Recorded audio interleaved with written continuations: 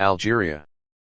Officially the People's Democratic Republic of Algeria, is a country in the Maghreb region of North Africa. It is bordered to the northeast by Tunisia, to the east by Libya, to the southeast by Niger, to the southwest by Mali, Mauritania and Western Sahara, to the west by Morocco, and to the north by the Mediterranean Sea. Algeria has a semi-arid climate, with the Sahara Desert dominating most of the territory except for its fertile and mountainous north, where most of the population is concentrated.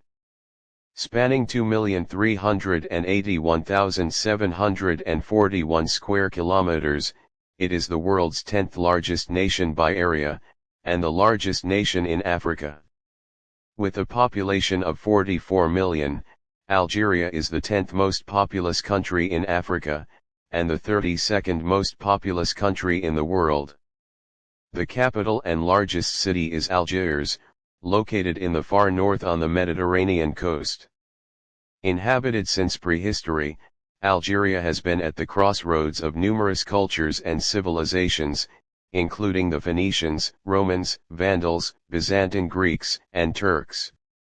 Its modern identity is rooted in centuries of Arab-Muslim migration waves since the 7th century and the subsequent Arabization of the Berber population.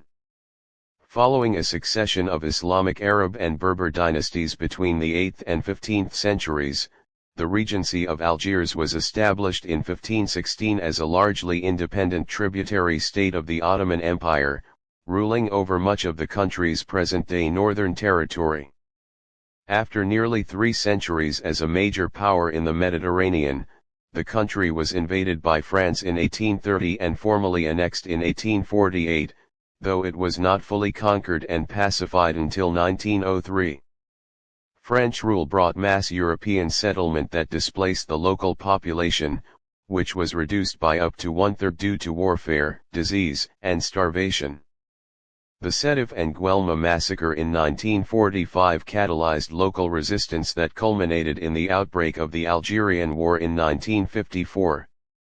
Algeria gained its independence on July 5, 1962 and declared the People's Democratic Republic on September 25 of that year.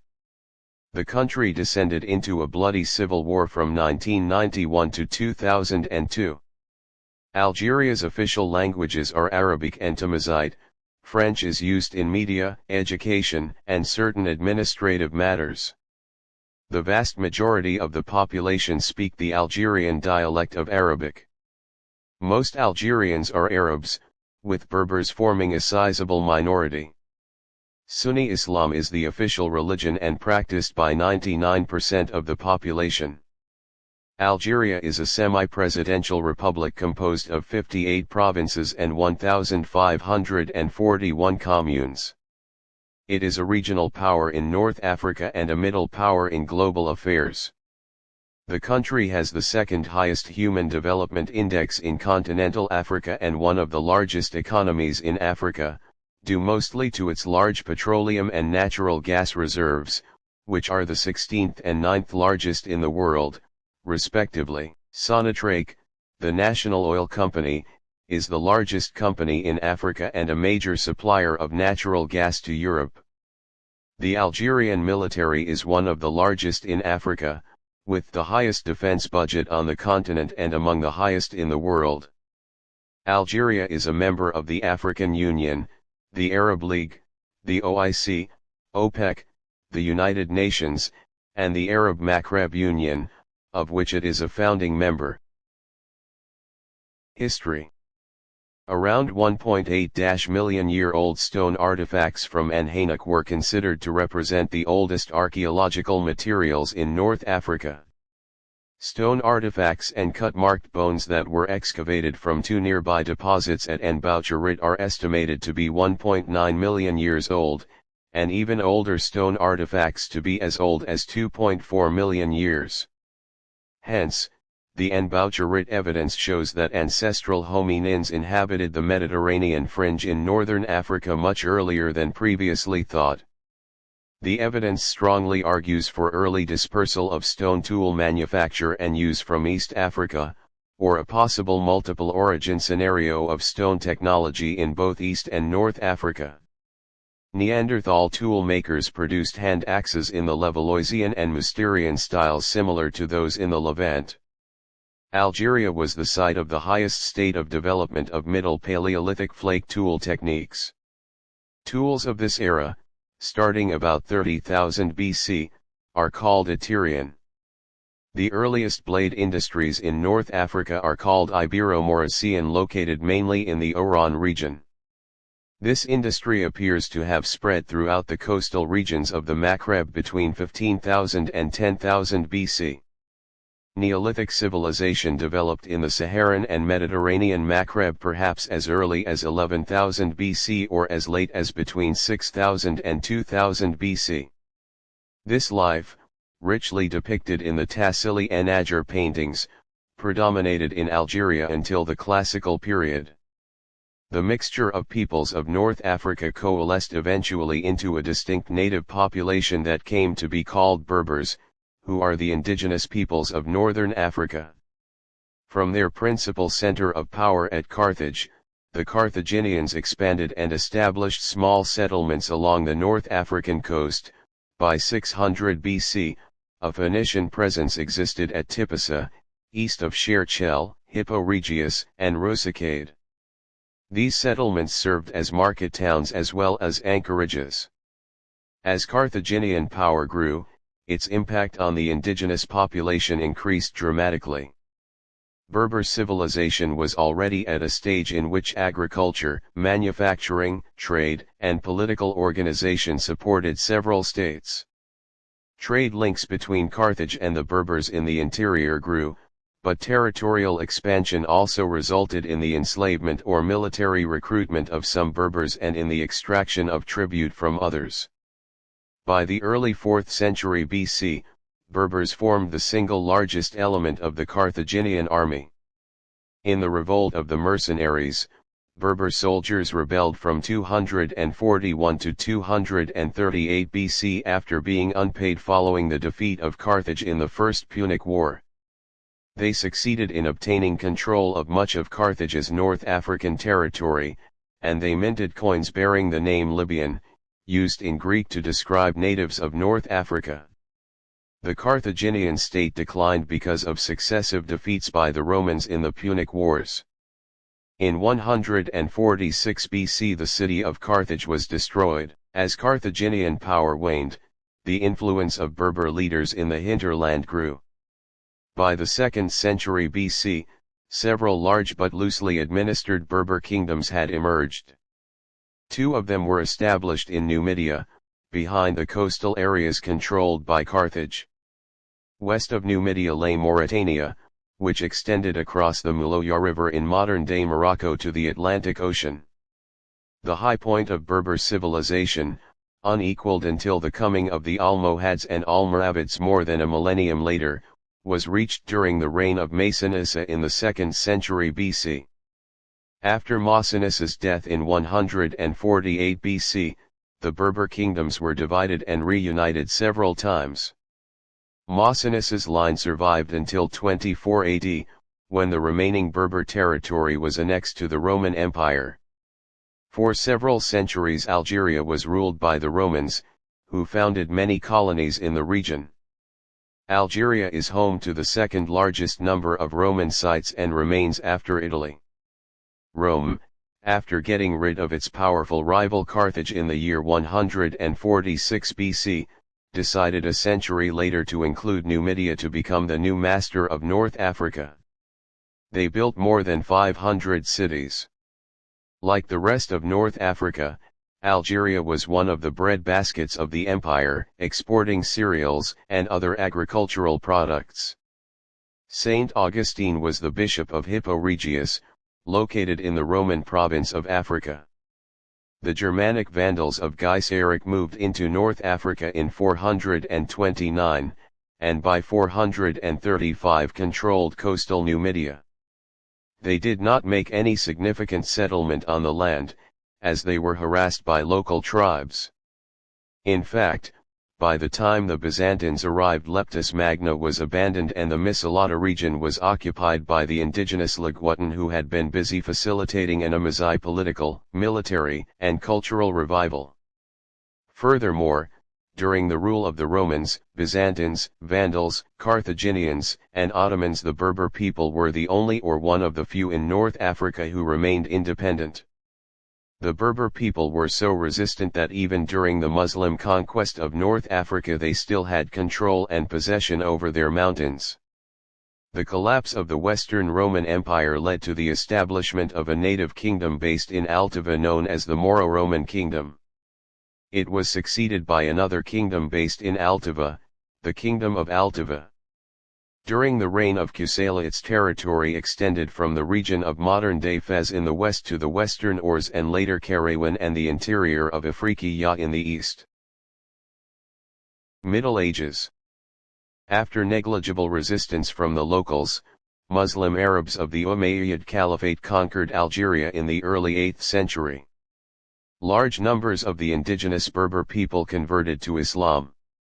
Christians, Berber, and Latin speakers remained in the great majority in Tunisia until the end of the 9th century, and Muslims only became a vast majority sometime in the 10th. After the fall of the Umayyad Caliphate, numerous local dynasties emerged, including the Rustamids, Aqlabids, Fatimids, Zirids, Hammadids, Almoravids, Almohads, and the Zayyinids. The Christians left in 3 waves, after the initial conquest, in the 10th century and the 11th. The last were evacuated to Sicily by the Normans and the few remaining died out in the 14th century. During the Middle Ages, North Africa was home to many great scholars, saints and sovereigns including Judah ibn Quraysh, the first grammarian to mention Semitic and Berber languages, the great Sufi masters Sidi Bumdin and Sidi el-Hawari, and the emirs Abd al-Mumin and Yakamura Sen. It was during this time that the Fatimids, or children of Fatima, daughter of Muhammad, came to the Maghreb. These Fatimids went on to found a long-lasting dynasty stretching across the Maghreb, Hejaz, and the Levant, boasting a secular inner government, as well as a powerful army and navy, made up primarily of Arabs and Levantines extending from Algeria to their capital state of Cairo. The Fatimid Caliphate began to collapse when its governors the Zirids seceded. To punish them, the Fatimids sent the Arab Banu Hilal and Banu Sulaim against them. The resultant war is recounted in the epic Takhribat. In al-Takhribat, the Amazigh Zirid hero Khalifa al-Zanati asks daily, for duels, to defeat the Hilalan hero Abu Zayd al-Hilali and many other Arab knights in a string of victories. The Zirids, however, were ultimately defeated, ushering in an adoption of Arab customs and culture. The indigenous Amazigh tribes, however, remained largely independent, and depending on tribe, location, and time controlled varying parts of the Maghreb, at times unifying it. The Fatimid Islamic State, also known as Fatimid Caliphate, made an Islamic empire that included North Africa, Sicily, Palestine, Jordan, Lebanon, Syria, Egypt, the Red Sea coast of Africa, Tehama, Hejaz, and Yemen. Caliphates from northern Africa traded with the other empires of their time, as well as forming part of a confederated support and trade network with other Islamic states during the Islamic era. The Berber people historically consisted of several tribes. The 2 main branches were the Badr and Barnes tribes, who were divided into tribes, and again into sub-tribes. Each region of the Maghreb contained several tribes. All these tribes made independent territorial decisions. Several Amazigh dynasties emerged during the Middle Ages in the Maghreb and other nearby lands. Ibn Khaldun provides a table summarizing the Amazigh dynasties of the Maghreb region: the Zirid, Ifranid, Maghrawa, Almoravid, Hammadid, Almohad, Marinid, Abdalwadid, Wattasid, Minasa, and Hafsid dynasties. Both of the Hammadid and Zirid empires as well as the Fatimids established their rule in all of the Maghreb countries. The Zirids ruled land in what is now Algeria, Tunisia, Morocco, Libya, Spain, Malta, and Italy. The Hammadis captured and held important regions such as Ouargla, Constantine, Sfax, Susa, Algiers, Tripoli, and Fez, establishing their rule in every country in the Maghreb region. The Fatimids, which was created and established by the Qutama Berbers, conquered all of North Africa as well as Sicily and parts of the Middle East. Following the Berber revolt, numerous independent states emerged across the Maghreb. In Algeria, the Rustamid kingdom was established. The Rustamid realm stretched from Tafilalt in Morocco to the Nafusa mountains in Libya, including south, central and western Tunisia, therefore including territory in all of the modern-day Maghreb countries. In the south, the Rustamid realm expanded to the modern borders of Mali and included territory in Mauritania. Once extending their control over all of the Maghreb, part of Spain and briefly over Sicily, originating from modern Algeria, the Zirids only controlled modern Afriqiya by the 11th century. The Zirids recognized nominal suzerainty of the Fatimid caliphs of Cairo. Al-Mu'izz, the Zirid ruler, decided to end this recognition and declared his independence. The Zirids also fought against other Zenata kingdoms, for example the Maghrawa, a Berber dynasty originating from Algeria and which at one point was a dominant power in the Maghreb, ruling over much of Morocco and western Algeria, including Fez, Sijil Mesa, Akamat, Ujeda, most of the Su and Drat, and reaching as far as Msila and the Zab in Algeria. As the Fatimid state was at the time too weak to attempt a direct invasion, they found another means of revenge. Between the Nile and the Red Sea were living Bedouin nomad tribes expelled from Arabia for their disruption and turbulency. The Banu Hilal and the Banu Sulaim, for example, who regularly disrupted farmers in the Nile Valley since the nomads would often loot their farms. The then Fatimid vizier decided to destroy what he could not control, and broke a deal with the chiefs of these Bedouin tribes. The Fatimids even gave them money to leave. Whole tribes set off with women, children, elders, animals, and camping equipment. Some stopped on the way, especially in Cyrenaica, where they are still one of the essential elements of the settlement, but most arrived in Afriqiya by the Gabes region, arriving 1051. The Zirid ruler tried to stop this rising tide, but with each encounter, the last under the walls of Kairouan, his troops were defeated and the Arabs remained masters of the battlefield. The Arabs usually did not take control over the cities, instead looting them and destroying them. The invasion kept going, and in 1057 the Arabs spread on the high plains of Constantine, where they encircled the Qala of Banu Hamid, as they had done in Kairouan a few decades ago. From there they gradually gained the upper Algiers and Oran plains. Some of these territories were forcibly taken back by the Almohads in the second half of the 12th century. The influx of Bedouin tribes was a major factor in the linguistic, cultural Arabization of the Maghreb and in the spread of nomadism in areas where agriculture had previously been dominant. Ibn Khaldun noted that the lands ravaged by Banu Hilal tribes had become completely arid desert. The Almohads, originating from modern-day Morocco, although founded by a man originating from modern-day Algeria known as Abd al-Mumin, would soon take control over the Maghreb. During the time of the Almohad dynasty, Abd al-Mumin's tribe, the Kumiya, were the main supporters of the throne and the most important body of the empire.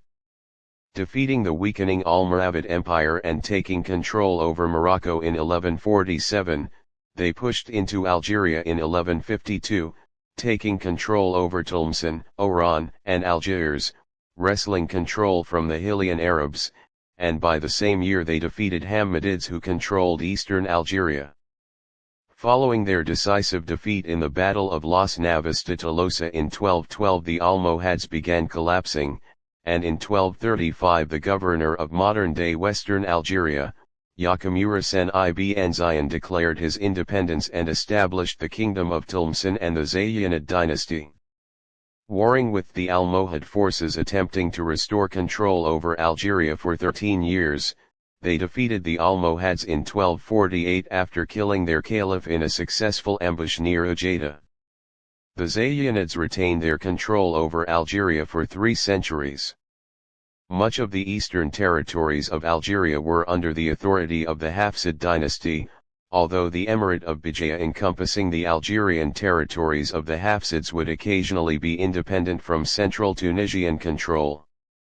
At their peak the Zayyanid kingdom included all of Morocco as its vassal to the west, and in the east reached as far as Tunis, which they captured during the reign of Abu Tashfin.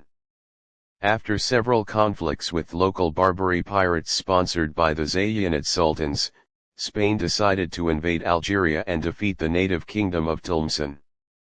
In 1505, they invaded and captured Mers el-Kabir, and in 1509 after a bloody siege, they conquered Oran. Following their decisive victories over the Algerians in the western coastal areas of Algeria, the Spanish decided to get bolder, and invaded more Algerian cities. In 1510, they led a series of sieges and attacks, taking over Béjaïa in a large siege, and leading a semi-successful siege against Algiers. They also besieged Tlemcen. In 1511, they took control over Cherchell and Jijel, and attacked Mostaganem, where although they were not able to conquer the city, they were able to force a tribute on them. Early modern era. In 1516, the Turkish privateer brothers Aracı and Hayreddin Barbarossa, who operated successfully under the Hafsids, moved their base of operations to Algiers. They succeeded in conquering Jijel and Algiers from the Spaniards with help from the locals who saw them as liberators from the Christians, but the brothers eventually assassinated the local noble Salim al-Tumi and took control over the city and the surrounding regions. Their state is known as the Regency of Algiers. When Aracı was killed in 1518 during his invasion of Tlemcen, Hayreddin succeeded him as military commander of Algiers. The Ottoman Sultan gave him the title of Beylerbey and a contingent of some 2,000 Janissaries. With the aid of this force and native Algerians, Hayreddin conquered the whole area between Constantine and Oran. The next Beylerbey was Hayreddin's son Hassan, who assumed the position in 1544. He was a Kauloli or of mixed origins, as his mother was an Algerian Mouresi. Until 1587 Beylerbeylik of Algiers was governed by Beylerbeys who served terms with no fixed limits. Subsequently, with the institution of a regular administration, governors with the title of Pasha ruled for 3-year terms. The Pasha was assisted by an autonomous Janissary unit, known in Algeria as the Ojik, who were led by an Aga. Discontent among the Ojik rose in the mid-1600s because they were not paid regularly, and they repeatedly revolted against the Pasha. As a result, the Aga charged the Pasha with corruption and incompetence and seized power in 1659. Plague had repeatedly struck the cities of North Africa. Algiers lost between 30,000 and 50,000 inhabitants to the plague in 1620–21, and had high fatalities in 1654, 1665, 1691 and 1740. The Barbary pirates preyed on Christian and other non-Islamic shipping in the western Mediterranean Sea. The pirates often took the passengers and crew on the ships and sold them or used them as slaves. They also did a brisk business in ransoming some of the captives. According to Robert Davis, from the 16th to 19th century, pirates captured 1 million to 1.25 million Europeans as slaves. They often made raids on European coastal towns to capture Christian slaves to sell at slave markets in North Africa and other parts of the Ottoman Empire. In 1544, for example, Hayreddin Barbarossa captured the island of Ischia, taking 4,000 prisoners, and enslaved some 9,000 inhabitants of Lipari, almost the entire population. In 1551, the Ottoman governor of Algiers, Turgut Reis, enslaved the entire population of the Maltese island of Gozo. Barbary pirates often attacked the Balearic Islands. The threat was so severe that residents abandoned the island of Formentera. The introduction of broad-sail ships from the beginning of the 17th century allowed them to branch out into the Atlantic. In July 1627 two pirate ships from Algiers under the command of Dutch pirate Jan Jans Zoon sailed as far as Iceland, raiding and capturing slaves. 2 weeks earlier another pirate ship from Sale in Morocco had also raided in Iceland. Some of the slaves brought to Algiers were later ransomed back to Iceland, but some chose to stay in Algeria. In 1629, pirate ships from Algeria raided the Faroe Islands. In 1659, the Janissaries stationed in Algiers, also known commonly as the Ajak of Algiers, and the Reis or the company of corsair captains rebelled. They removed the Ottoman viceroy from power, and placed one of its own in power. The new leader received the title of Aga then Dey in 1671, and the right to select passed to the Divan, a council of some 60 military senior officers. Thus Algiers became a sovereign military republic. It was at first dominated by the Ajak, but by the 18th century, it had become the Dey's instrument. Although Algiers remained nominally part of the Ottoman Empire, in reality they acted independently from the rest of the empire, and often had wars with other Ottoman subjects and territories such as the Beylik of Tunis. The Dey was in effect a constitutional autocrat. The Dey was elected for a life term, but in the 159 years that the system was in place, 14 of the 29 Deys were assassinated. Despite usurpation, military coups, and occasional mob rule, the day-to-day operation of the Deylikal government was remarkably orderly. Although the regency patronized the tribal chieftains, it never had the unanimous allegiance of the countryside, where heavy taxation frequently provoked unrest. Autonomous tribal states were tolerated, and the regency's authority was seldom applied in the Kabylia, although in 1730 the regency was able to take control over the kingdom of Kuku in western Kabylia. Many cities in the northern parts of the Algerian desert paid taxes to Algiers or one of its beys. Barbary raids in the Mediterranean continued to attack Spanish merchant shipping, and as a result, the Spanish Empire launched an invasion in 1775, then the Spanish Navy bombarded Algiers in 1783 and 1784. For the attack in 1784, the Spanish fleet was to be joined by ships from such traditional enemies of Algiers as Naples, Portugal, and the Knights of Malta. Over 20,000 cannonballs were fired, but all these military campaigns were doomed and Spain had to ask for peace in 1786 and paid 1 million pesos to the Dey. In 1792, Algiers took back Oran and Mers el Kebir, the two last Spanish strongholds in Algeria. In the same year, they conquered the Moroccan Rif and Ujeda, which they then abandoned in 1795. In the 19th century, Algerian pirates forged affiliations with Caribbean powers, paying a license tax in exchange for safe harbor of their vessels.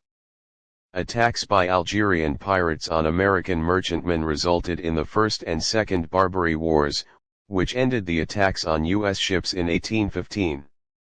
A year later, a combined Anglo-Dutch fleet, under the command of Lord Exmouth, bombarded Algiers to stop similar attacks on European fishermen. These efforts proved successful, although Algerian piracy would continue until the French conquest in 1830. French colonization. Under the pretext of a slight to their consul, the French invaded and captured Algiers in 1830.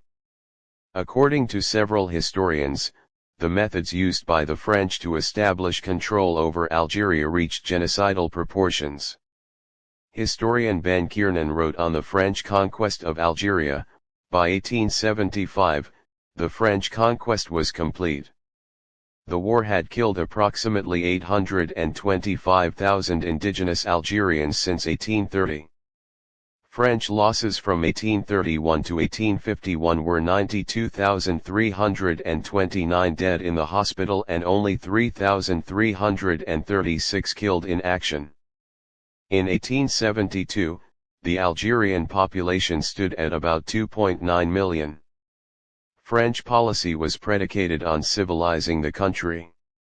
The slave trade and piracy in Algeria ceased following the French conquest. The conquest of Algeria by the French took some time and resulted in considerable bloodshed. A combination of violence and disease epidemics caused the indigenous Algerian population to decline by nearly one-third from 1830 to 1872. On September 17, 1860, Napoleon III declared, "Our first duty is to take care of the happiness of the 3 million Arabs, whom the fate of arms has brought under our domination." During this time, only Kabylia resisted. The Kabylians were not colonized until after the Mauritania revolt in 1871. Alexis de Tocqueville wrote and never completed an unpublished essay outlining his ideas for how to transform Algeria from an occupied tributary state to a colonial regime, wherein he advocated for a mixed system of total domination and total colonization, whereby French military would wage total war against civilian populations while a colonial administration would provide rule of law and property rights to settlers within French-occupied cities. From 1848 until independence, France administered the whole Mediterranean region of Algeria as an integral part and department of the nation. One of France's longest-held overseas territories, Algeria became a destination for hundreds of thousands of European immigrants, who became known as colons and later, as Pied Noirs. Between 1825 and 1847, 50,000 French people emigrated to Algeria. These settlers benefited from the French government's confiscation of communal land from tribal peoples, and the application of modern agricultural techniques that increased the amount of arable land. Many Europeans settled in Oran and Algiers, and by the early 20th century they formed a majority of the population in both cities. During the late 19th and early 20th century, the European share was almost a fifth of the population. The French government aimed at making Algeria an assimilated part of France, and this included substantial educational investments, especially after 1900. The indigenous cultural and religious resistance heavily opposed this tendency, but in contrast to the other colonized countries' path in Central Asia and Caucasus, Algeria kept its individual skills and a relatively human capital-intensive agriculture. During the Second World War, Algeria came under Vichy control before being liberated by the Allies in Operation Torch, which saw the first large-scale deployment of American troops in the North African Campaign. Gradually, dissatisfaction among the Muslim population, which lacked political and economic status under the colonial system, gave rise to demands for greater political autonomy and eventually independence from France. In May 1945, the uprising against the occupying French forces was suppressed through what is now known as the Sétif and Guelma massacre. Tensions between the two population groups came to a head in 1954, when the first violent events of what was later called the Algerian War began after the publication of the Declaration of November 1, 1954. Historians have estimated that between 30,000 and 150,000 Harkis and their dependents were killed by the National Liberation Front or by lynch mobs in Algeria. The FLN used hit-and-run attacks in Algeria and France as part of its war, and the French conducted severe reprisals. In addition, the French destroyed over 8,000 villages and relocated over 2 million Algerians to concentration camps.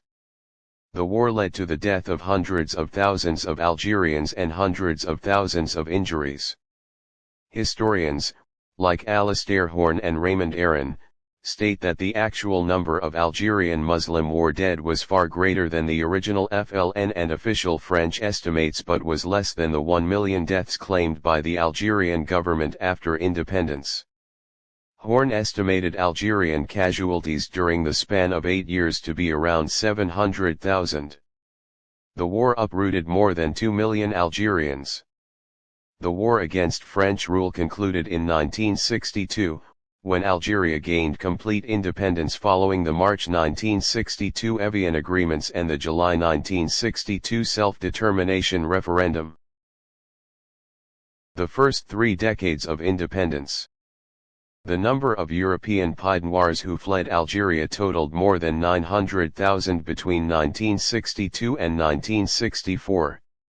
The exodus to mainland France accelerated after the Oran massacre of 1962, in which hundreds of militants entered European sections of the city and began attacking civilians. Algeria's first president was the Front de Libération Nationale leader Ahmed Ben Bella. Morocco's claim to portions of western Algeria led to the Sand War in 1963. Ben Bella was overthrown in 1965 by Houari Boumediene, his former ally and defense minister. Under Ben Bella, the government had become increasingly socialist and authoritarian. Boumediene continued this trend. However, he relied much more on the army for his support, and reduced the sole legal party to a symbolic role. He collectivized agriculture and launched a massive industrialization drive. Oil extraction facilities were nationalized. This was especially beneficial to the leadership after the international 1973 oil crisis. Boumediene's successor, Chadli Benjedid, introduced some liberal economic reforms. He promoted a policy of Arabization in Algerian society and public life. Teachers of Arabic, brought in from other Muslim countries, spread conventional Islamic thought in schools and sowed the seeds of a return to Orthodox Islam. The Algerian economy became increasingly dependent on oil, leading to hardship when the price collapsed during the 1980s oil glut. Economic recession caused by the crash in world oil prices resulted in Algerian social unrest during the 1980s. By the end of the decade, Benjedid introduced a multi-party system. Political parties developed, such as the Islamic Salvation Front, a broad coalition of Muslim groups. Civil War and aftermath. In December 1991, the Islamic Salvation Front dominated the first of 2 rounds of legislative elections. Fearing the election of an Islamist government, the authorities intervened on January 11, 1992, cancelling the elections. Benjedid resigned and a High Council of State was installed to act as the presidency. It banned the FIS, triggering a civil insurgency between the front's armed wing, the Armed Islamic Group, and the National Armed Forces, in which more than 100,000 people are thought to have died. The Islamist militants conducted a violent campaign of civilian massacres. At several points in the conflict, the situation in Algeria became a point of international concern, most notably during the crisis surrounding Air France Flight 8969, a hijacking perpetrated by the Armed Islamic Group. The Armed Islamic Group declared a ceasefire in October 1997. Algeria held elections in 1999, considered biased by international observers and most opposition groups, which were won by President Abdelaziz Bouteflika. He worked to restore political stability to the country and announced a civil concord initiative, approved in a referendum, under which many political prisoners were pardoned, and several thousand members of armed groups were granted exemption from prosecution under a limited amnesty, in force until January 13, 2000. The ACE disbanded and levels of insurgent violence fell rapidly. The group Salafist pour la Prédication et Combat, a splinter group of the Armed Islamic Group, continued a terrorist campaign against the government. Bouteflika was re-elected in the April 2004 presidential election after campaigning on a program of national reconciliation. The program comprised economic, institutional, political, and social reform to modernize the country, raise living standards, and tackle the causes of alienation. It also included a second amnesty initiative, the Charter for Peace and National Reconciliation, which was approved in a referendum in September 2005. It offered amnesty to most guerrillas and government security forces. In November 2008, the Algerian constitution was amended following a vote in parliament, removing the two-term limit on presidential incumbents. This change enabled Bouteflika to stand for re-election in the 2009 presidential elections, and he was re-elected in April 2009. During his election campaign and following his re-election, Bouteflika promised to extend the program of national reconciliation and a 150 billion spending program to create 3 million new jobs, the construction of 1 million new housing units, and to continue public sector and infrastructure modernization programs. A continuing series of protests throughout the country started on December 28, 2010, inspired by similar protests across the Middle East and North Africa. On February 24, 2011, the government lifted Algeria's 19-year-old state of emergency. The government enacted legislation dealing with political parties, the electoral code, and the representation of women in elected bodies. In April 2011, Bouteflika promised further constitutional and political reform. However, elections are routinely criticized by opposition groups as unfair, and international human rights groups say that media censorship and harassment of political opponents continue. On April 2, 2019, Bouteflika resigned from the presidency after mass protests against his candidacy for a fifth term in office. In December 2019, Abdelmadjid Tebboune became Algeria's president, after winning the first round of the presidential election with a record abstention rate, the highest of all presidential elections since Algeria's democracy in 1989. Tebboune is accused of being close to the military and being loyal to the deposed president. Tebboune rejects these accusations, claiming to be the victim of a witch hunt. He also reminds his detractors that he was expelled from the government in August 2017 at the instigation of oligarchs languishing in prison. Government and politics. Elected politicians have relatively little sway over Algeria. Instead, a group of unelected civilian and military decideurs, known as le pouvoir, actually rule the country, even deciding who should be president. The most powerful man might have been Mohamed Medine, the head of military intelligence, before he was brought down during the 2019 protests. In recent years, many of these generals have died, retired, or been imprisoned. After the death of General Larbi Belkacem, previous President Bouteflika put loyalists in key posts, notably at Sonatrach, and secured constitutional amendments that made him re-electable indefinitely, until he was brought down in 2019 during protests. The head of state is the President of Algeria, who is elected for a 5-year term. The president is limited to 2 5-year terms. The most recent presidential election was planned to be in April 2019, but widespread protests erupted on February 22 against the president's decision to participate in the election, which resulted in President Bouteflika announcing his resignation on April 3. Abdelmadjid Tebboune, an independent candidate, was elected as president after the election eventually took place on December 12, 2019.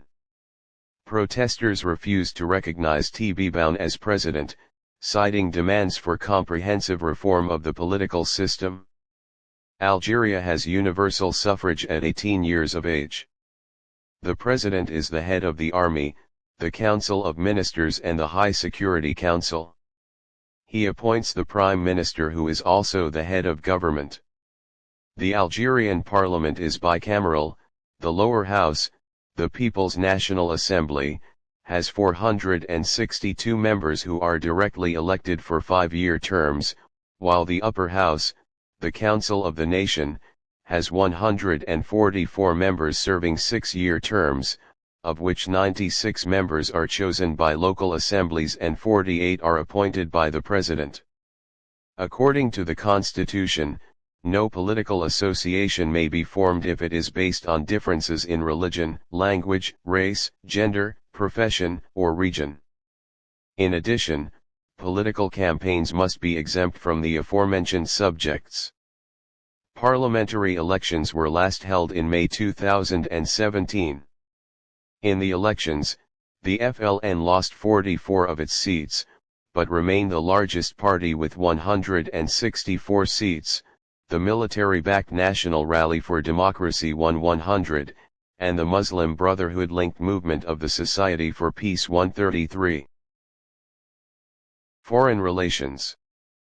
Algeria is included in the European Union's European Neighbourhood Policy, which aims at bringing the EU and its neighbours closer.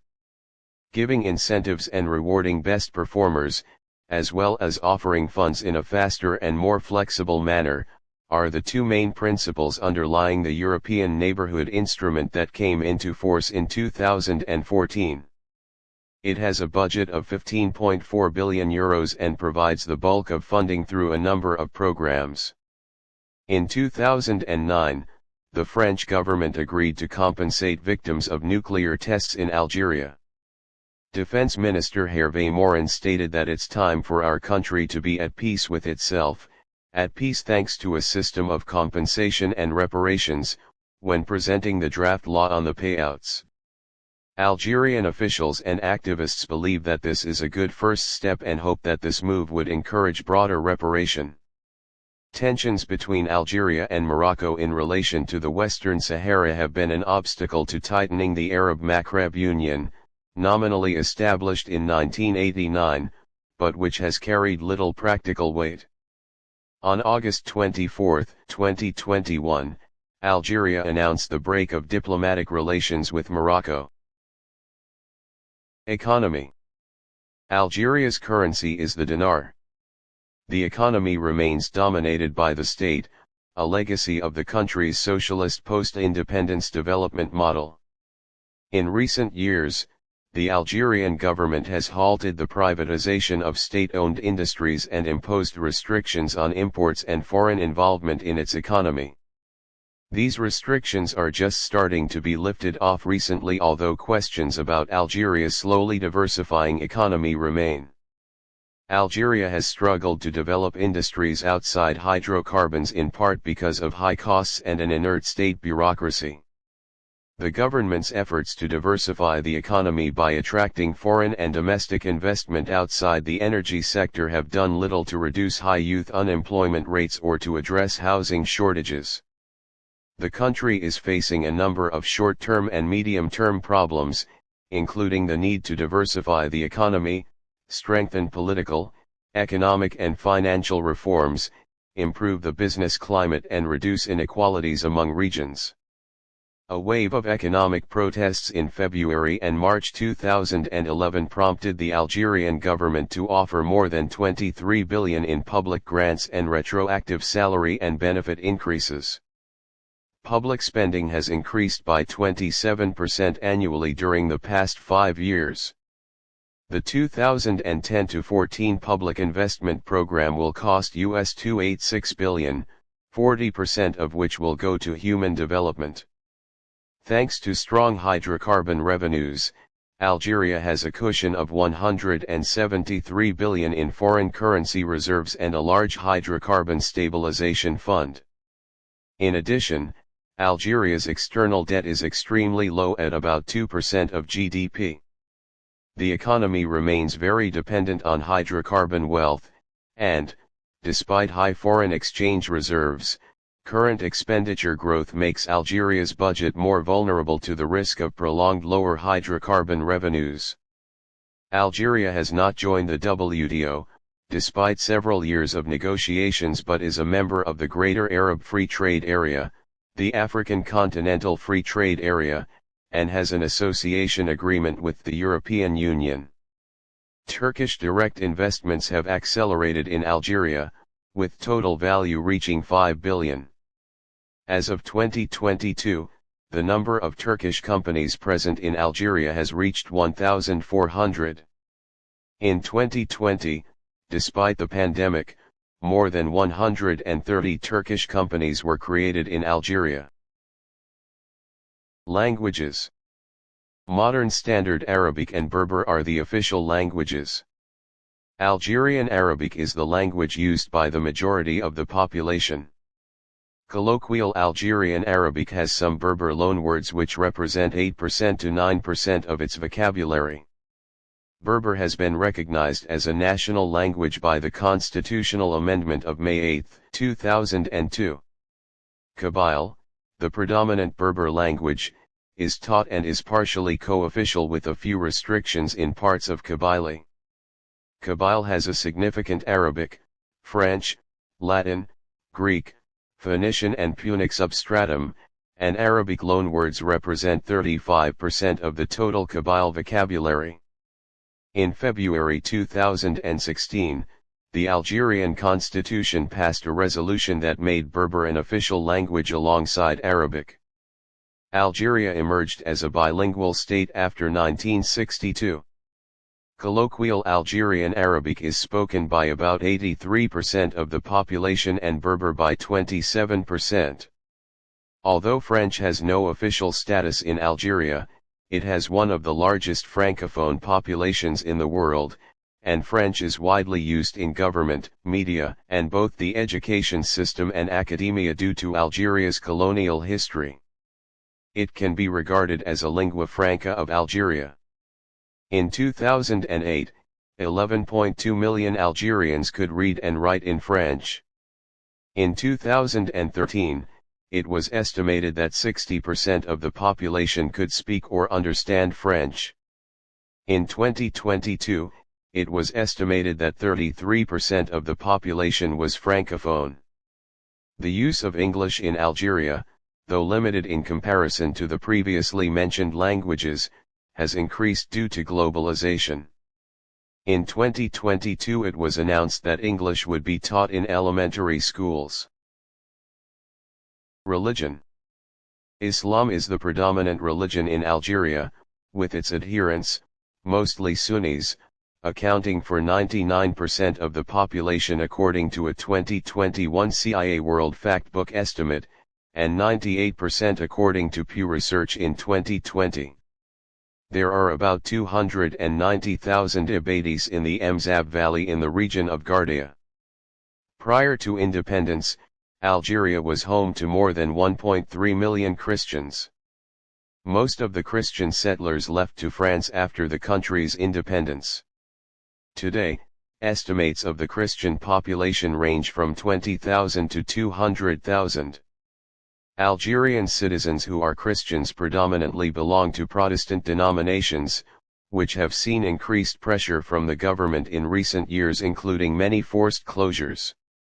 According to the Arab Barometer in 2018 to 2019, the vast majority of Algerians continue to identify as Muslim.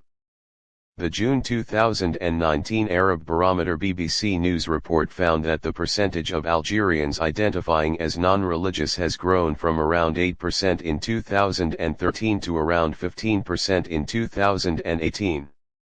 The Arab Barometer December 2019 found that the growth in the percentage of Algerians identifying as non-religious is largely driven by young Algerians, with roughly 25% describing themselves as non-religious.